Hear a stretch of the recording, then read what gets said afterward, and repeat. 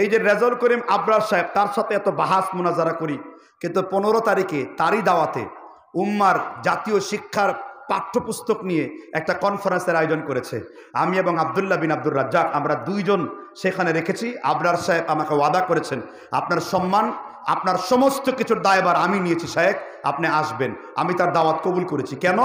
কারণ আহলে হাদিসের তরফ থেকে যদি আমরা 2-4 জন না যাই, তাহলে বলবে আমরা এই ধরনের শিরক বিদআতের পক্ষে লালন করে। ঠিক না ঠিক? কথা বুঝতে পেরেছেন কিনা? কারণ প্রতিনিধিত্ব করা দরকার রয়েছে। আল্লাহ রাব্বুল আলামিন আমাদেরকে বুঝবার তৌফিক দান করুন। বাকি সবগুলো আপডেট আপনারা আমাদের ফেসবুক পেজ, ইউটিউব চ্যানেল এবং আপনি অনলাইন ঘাটলেই পাবেন। আল্লাহ তাআলা বুঝবার তৌফিক দান করেন।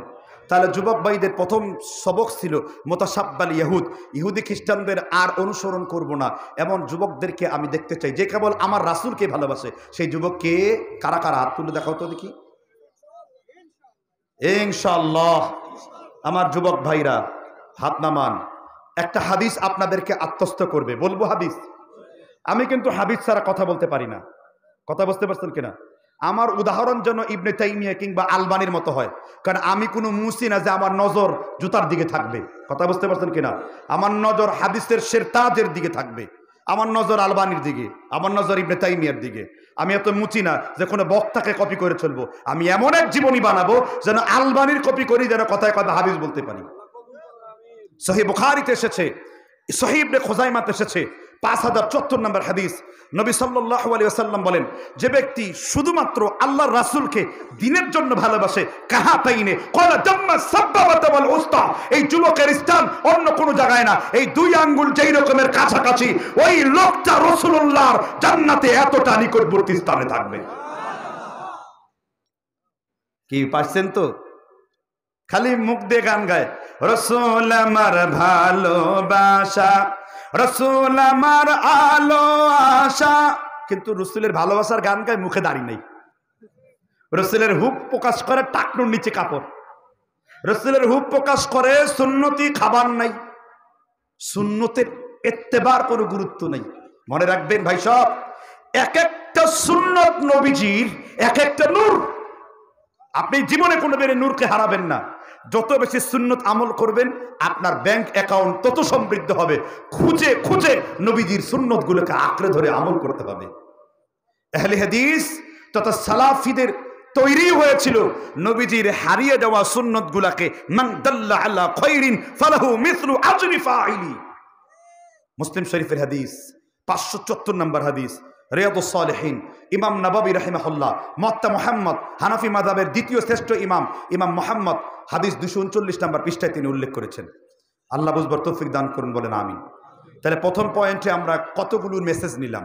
এক, এই ধরনের ফালতু কুফরি শিরকি অনুষ্ঠানে আমরা যাব না। ঠিক না বে ঠিক? 2, কোনো বেগানা আওরাতের সাথে মন লাগাবো না। ঠিক আছে? আর 3, কোনো অবস্থাতে ইহুদি খ্রিস্টানদের অনুসরণ করব না। ঠিক না বে ঠিক? একটি পয়েন্ট হয়ে গেল। এবার যুব সমাজ ধ্বংসের দ্বিতীয় কারণ উল্লেখ করব। শুনবেন? ধৈর্য আছে? ডিস্টার্ব করবেন? ধ্বংস হয়ে যাচ্ছে, তাই না? ধ্বংস হয়ে যাচ্ছে, ঠিক না? ধ্বংস তো হবেই। আলু ভর্তা কিভাবে বানাতে হয় জানো? আলু ভর্তাতে সর্ষের তেল লাগে, কিলিং কিলিং সাইকেল চালাই, এগুলো শিখলে তো ধ্বংস হবেই। ঠিক না? ঠিক ধরে বলেন। আল্লাহ বুঝবার তৌফিক দান করুন। মানে হাসতে হাসতে যে কখন আমি গিরওয়ালা ব্যাম্বো দিয়ে দেব, তাকে তো আপনি বুঝতে পারবেন না। গিরওয়ালা ব্যাম্বো চিনেন? আচ্ছা, কাজেই আমাদের উচিত হলো ইসলামী শিক্ষায়, আলহামদুলিল্লাহ বর্তমান শিক্ষার কারণে ইসলামী শিক্ষা মানুষ বুঝতে পেরেছে। এখন বুঝতেছে পারছে যে হাফেজ হওয়ার কত দাম, এখন বুঝতে পারতেছে একজন মুফতি হওয়ার কত দাম, একজন মুহাদ্দিস হাদিস পড়াবে, একজন নাহবিদ ইলমে নাহব সরফ পড়াবে, লুগাত পড়াবে, আরবি আদবের কিতাব পড়াবে, এটার গুরুত্ব কত এটা মানুষ এখন পলে পলে টের পাচ্ছে। কারণ তোমাদের মানব রচিত শিক্ষা ব্যবস্থা এটা অস্থায়ী, আর আমার রাসূলের শিক্ষা ব্যবস্থা এটা কদিম, এটা পুরাতন, এটা স্থায়ী, এটা বরকতপূর্ণ। এখানে পড়লে কেউ না খেয়ে থাকবে না। সুবহানাল্লাহ বলেন। দেওবন্দ মাদ্রাসা কবে প্রতিষ্ঠিত হয়েছে? একজন হানাফি দেওবন্দি বলেন, কোন কবে প্রতিষ্ঠিত হয়েছে? হানাফি নাই, সব হানাফি শূন্য, সব আহলে হাদিস না, সালাফি। সমস্যা নেই, সালাফি আহলে হাদিস। 1866 সালের 31শে মে, কত সাল?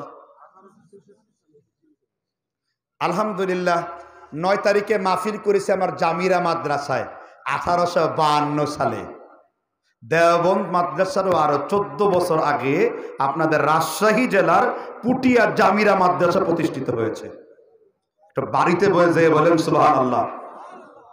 তারপরে বলে আমরা ইহুদি খ্রিস্টানদের দালাল, ঠিক না বে ঠিক?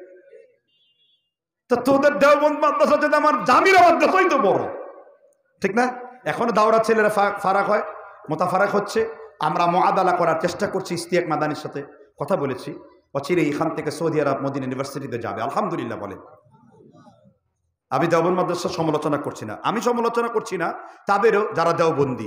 আমি বলতে চাচ্ছি যে আপনারা যে কটু কথাটা আমাদেরকে বলেন আমরা ইহুদি খ্রিস্টানদের দালাল, এর দায়ভার কিয়ামতের দিন কিন্তু জিভ টেনে ছিঁড়ে ফেলে দেওয়া হবে, ঠিক না বে ঠিক? আল্লাহ বুঝবার তৌফিক দান করুন। তাহলে দ্বিতীয় যুব সমাজ ধ্বংসের কারণ বলবেন কি? ওই যে আমার এক বন্ধু, আমার বুড়া এক বন্ধু ছিলেন শফিকুল ইসলাম জাগরণী, তার একটা জাগরণী গেল না, টাঙ্গাইলের গোপালের চমচম খাওয়াই দিয়েছিলাম। এরপরে কিছুদিন পরে তিনি মৃত্যুবরণ করেন, মৃত্যুর কোলে ঢলে পড়েন। আমার ওয়াজের জীবনের বহু ওয়াজের সঙ্গী তিনি। আমি অনেক অল্প বয়সে মাহফিল শুরু করেছি, বুঝতে পারছেন কিনা? ইমাম বিন বাসির ওয়াজের মাহফিল আমার জুনিয়র, ডক্টর ইমাম হোসেন ওয়াজ মাহফিল আমার জুনিয়র, আবু বকর জাকারিয়া মানে আহলে হাদিসের তরফ থেকে তারা আমার জুনিয়র। আমি বক্তা হিসেবে ওয়াজ করেছিলাম আব্দুর রাজ্জাক বিন ইউসুফের সাথে, আমি পেয়েছিলাম আমানুল্লাহ ইসমাইল মাদানিকে, আমি পেয়েছিলাম আব্দুর রহিম সালাফিদেরকে। কথা বুঝতে পারছেন কিনা? ছোট বয়স থেকেই শুরু করেছি আলহামদুলিল্লাহ। এখন কিছু খেদমত করার সুযোগ পাচ্ছি, নাকি বলেন? এটা আমার নিজের বরত্বের জন্য বলিনি, আমি গভীরতার জন্য বলছি কথাটা। আল্লাহ আমাকে মাফ করুক, আমার নফসে যেন লোক দেখানো কোনো ইবাদত প্রবেশ না করে।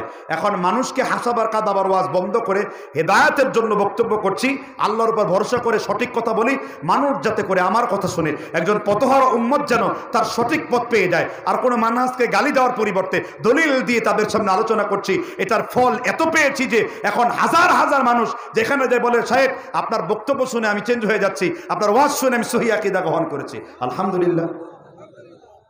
ঝগড়ার তো দরকার নেই, আছে?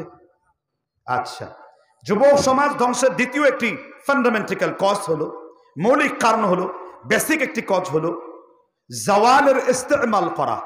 জাওয়ালুন মানে কি? হ্যাঁ কি? মোবাইল। পিছনে আছেন এক ভাই, মোবাইল বা টেলিফোন, হাতিফ, ঠিক না? জাওয়ালুন মানে ফোন, তাহলে ইস্তেমাল মানে ব্যবহার। মোবাইলের ব্যবহারে আমাদের যুব সমাজ সব থেকে নিচের দিকে চলে যাচ্ছে। তার আগে একটা কথা বলি, এই দেখেন এখানে কতগুলো মোবাইল আছে না? আবার এইখানে এই ভিডিওগুলো প্রচার করে আমার ইউটিউবার অনেক ভাইয়েরা সাদগায়ে জারিয়ার সওয়াব পাচ্ছে। হাত একটা, এই হাত দিয়ে কোনো ব্যক্তি পরনারী স্পর্শ করবে 14 তারিখ।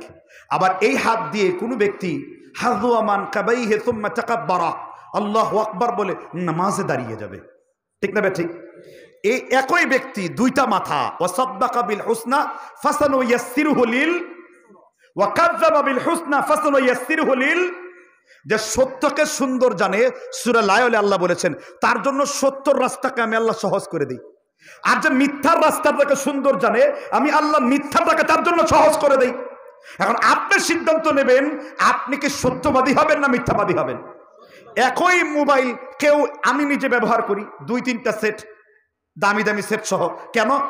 আমি লেখাপড়া করি, আমি শামেলা অথবা তুরাস একটা অ্যাপস দিয়েছি, এখানে হাদিসকে তাহকিক তাখরিজ পড়াশোনা করি, ঠিক না? ঠিক। আবার একই মোবাইল দিয়ে আমার কিছু যুবকেরা তারা মাস্টারবেশন করছে।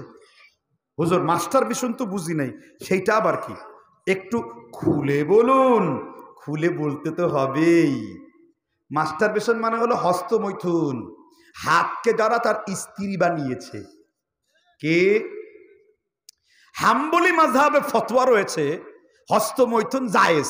এই জন্য আরবের কিছু ইউনিভার্সিটি ধ্বংসের দ্বার প্রান্তে পৌঁছাইছে। শরিয়াতের ফতোয়া কি? হস্তমৈথুন কোনো মানুষের কল্পনা, কোনো মেয়েদের কল্পনা চেহারা বা তাকে দেখে যৌন স্বাদ নেওয়া, এটা শরীয়তের দৃষ্টিতে হারাম। ইমাম শাফি রাহিমাহুল্লাহ বলেছেন পৃথিবীতে কোনো ব্যক্তি হস্তমৈথুন অন্য কোনো পরনারীকে না দেখে কখনো হস্তমৈথুন করতে পারে না, কারণ এর জন্য তার অন্তরে জিনা করতে হয়। আর কোরআন থেকে তিনি দলিল দিয়েছেন ইল্লা আলা আজওয়াজিহিম আও মা মালাকাত আইমানুহুম ফাইন্নাহুম গায়রু মালুমিন ফামান ইবতাগা ওয়ারাআ যালিক ফাউলাইকা হুমুল আদুন। আছে না নাই? যারা নিজের স্ত্রী ছাড়া এবং যুদ্ধলব্ধ গনিমতের মাল, এটার ব্যাখ্যা ইমাম বুখারী দিয়েছেন, আমি এটা আনতে চাই না, তাহলে মানুষ বুঝতে পারবে না অল্প সময়ে। নিজের বৈধ স্ত্রী ছাড়া অন্য কোনো উপায়ে যদি কেউ যৌন মজা আস্বাদন করে, আল্লাহ বলছেন উলাইকা হুমুল আদুন, এরাই হলো সীমালঙ্ঘনকারী। ইমাম শাফি রহমতুল্লাহ আলাইহি কিতাবুল উম এই আয়াত দিয়ে তিনি হারাম সাব্যস্ত করে গেছেন, হস্তমৈথুন করা হারাম, কবিরা গুনাহে অন্তর্ভুক্ত। আমার যুবকদের চরিত্র নষ্ট হয়ে যাচ্ছে, সারাক্ষণ মোবাইলে পর্ন ভিডিও দেখে, আসক্তিতাই ভরপুর, ঠিক না বেঠিক? দেখে না দেখে না যে এটা বুঝি কিভাবে? আর প্রবাসের কতগুলো খাটাস রয়েছে, প্রবাস জীবনে থাকে, এরাও এই পথ বেছে নেয়, যেহেতু পেটের তাগিতে চলে গেছে বিদেশে, এখন যৌন উত্তেজনা সামলাবে কি করে, এই রাস্তা বেছে নেয়। আর এই দেশের কিছু মহিলারা রয়েছে, এই মোবাইল ফোনের ব্যাপকতার কারণে, বিশেষ করে ইমো এবং হোয়াটসঅ্যাপের ভিডিও কলের কারণে প্রচুর পরিমাণে পরকীয়ায় লিপ্ত রয়েছে, ঠিক না ঠিক? আচ্ছা, এবার রাসূলুল্লাহ সাল্লাল্লাহু আলাইহি ওয়াসাল্লামের হাদিস যাদের অন্তরে রয়েছে, সে কোনোদিন হস্তমৈথুনের কাছে যেতে পারে না। কারণ আপনি যে একটা দৃষ্টি দিয়ে খারাপ ভিডিও দেখছেন, তিনটা বড় পাপ রয়েছে, বলবো কিনা? তিনটি খারাপ দিক রয়েছে চোখ দিয়ে যে জেনা করছেন। একজন তাবেঈ আমাশ রাহিমাহুল্লাহ, সেই যুগে তার ভাইয়ের মৃত্যুর সময় তিনি কালেমা তালকিন করছিলেন। কালেমা তালকিন বুঝলেন কিনা? কালেমা মানে তাকে মৃত্যুর সময় বলছিলেন লা ইলাহা ইল্লাল্লাহ। রাসূল বলেছেন যার শেষ কালেমা হবে লা ইলাহা ইল্লাল্লাহ দাখালাল জান্নাহ, সে কোথায় প্রবেশ করবে? তো যারা পরনারীর দিকে আসক্ত থাকবে, মহিলাদেরকে দেখবে, তো মসজিদের দায়িত্বরত থাকা অবস্থায়ও তিনি কখনো কখনো মেয়েদেরকে গোপনে গোপনে দেখতেন, তাদের বিভস্র হওয়াটা পছন্দ করতেন। সে যখনই কালেমা আওড়াচ্ছে, তার মুখ দিয়ে শুধু কবিতা আসতেছে, যে কবিতার অর্থ হলো তোমার কালেমার চাইতে ওই লাইলির হাতের সুঘ্রাণ বেশি আমার কাছে পছন্দ। কেন? ওয়াকাদ খাবা মা দাসসাগা,